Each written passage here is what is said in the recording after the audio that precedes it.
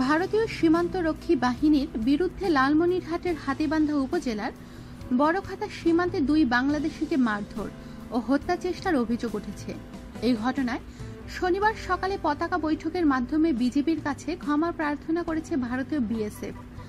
হাতীবান্ধা উপজেলার বড়খাতা ইউনিয়নের দোলাপাড়া এলাকার পেয়ার উদ্দিনের পুত্র শহীদুল ইসলাম বলেন, আমি ও আমার স্ত্রী আমেনা বেগম শুক্রবার দুপুরে দোলাপাড়া জিগিরঘাট সীমান্তে 888 নং পিলারের নিকট বাংলাদেশ ভূখণ্ডে ঘাস কাটছিলাম।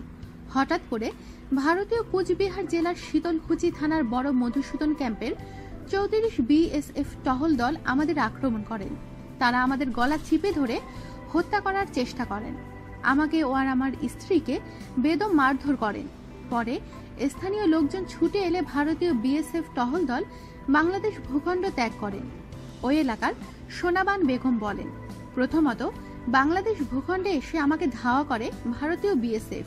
পরে শহীদুল ইসলাম ও তার স্ত্রীকে মারধর করেন তারা। 15 বর্ডার গার্ড বাংলাদেশ লালমনিরহাট ক্যাম্পের অধিনায়ক লেফটেন্যান্ট কর্নেল গোলাম মোর্শেদ বলেন, এই ঘটনায় বিজেপি ও বিএসএফ এর মধ্যে শনিবার সকালে কোম্পানি কমান্ডার পর্যায়ে পতাকা বৈঠক হয়েছে। বাংলাদেশে প্রবেশ ও বাংলাদেশি নির্যাতনের ঘটনায় বিএসএফ ক্ষমা প্রার্থনা করেছে।